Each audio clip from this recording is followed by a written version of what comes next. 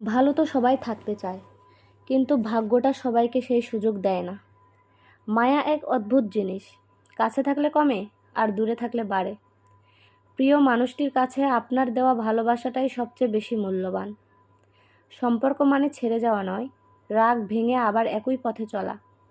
আমি এমন একজন মানুষকে ভালোবাসি যাকে কোনোদিন আপন করে পাবো না, তবুও তাকেই ভালোবাসি। প্রেমের প্রথম দিকে মানুষ জীবন দিতে পারে, কিন্তু প্রেম পুরনো হলে সময়টাও দিতে পারে না। একটু অবহেলা আর একটু খারাপ ব্যবহার একটা ভালো সম্পর্ক ভেঙে দেওয়ার জন্য যথেষ্ট। মাঝে মাঝে মনে হয় তোমার সাথে আমার হৃদয়টা পাল্টাপাল্টি করি, যাতে তুমি বুঝতে পারো আমি তোমাকে কতটা ভালোবাসি। ভালোবাসি বলেই তো তোমার সাথে এত অভিমান করি, এটাও তুমি বোঝো না। অতিরিক্ত চঞ্চল মেয়েগুলো জীবনে অনেক বেশি আঘাত পায়। কান্নার পানি দুই ধরনের হয়, একটি কষ্টের আর অন্যটি ছলনার। তুমি কেন বুঝতে পারো না? তুমি কথা না বললে আমার খুব কষ্ট হয়। দুঃখ এটা নয় যে আমি তোমাকে পাবো না, কষ্ট এটাই যে আমি তোমাকে কখনো ভুলতে পারবো না। কষ্ট শুধু মানুষকে কাঁদায় না, কিছু শিক্ষাও দিয়ে যায়। কষ্টের জন্য নিজেকে নিঃশেষ করে দিও না, বেঁচে থাকলে সুখের দেখা পাবে। বিশ্বাস কথাটি ভালোবাসার থেকেও দামি, কারণ বিশ্বাস না থাকলে ভালোবাসা টিকে থাকে না। আজ অনেক দিন পরে তোমাকে দেখলাম, মন ভরল না, কিন্তু চোখ ঠিকই জলে ভরে গেল।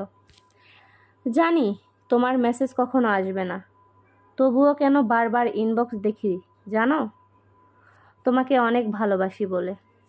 ভালোবাসার মানুষটাকে শুধু ভালোবাসলে হয় না, তার রাগ, অভিমান, দুঃখ সব কিছু বহন করতে হয়। আর সেটাই আসল ভালোবাসা। রাগকে মনে জায়গা দিলে সম্পর্ক নষ্ট হয়, দূরত্বের সৃষ্টি হয়। অভিমানকে মনে পুষে রাখলে দূরত্বের সৃষ্টি হয়। কিন্তু সব ভুলে ক্ষমা করে দিলে সম্পর্ক চিরস্থায়ী হয়। বদলাতে চাইনি, কিন্তু তোমার অবহেলা আমাকে বদলাতে বাধ্য করলো। পৃথিবীর সবচেয়ে সুখী মানুষ হলো পাগল। না আছে চিন্তা, না আছে দুঃখ, না আছে কোনো হিংসা, না আছে কোনো শত্রুতা। নিজেও ঠকে না আর কাউকে ঠকায় না।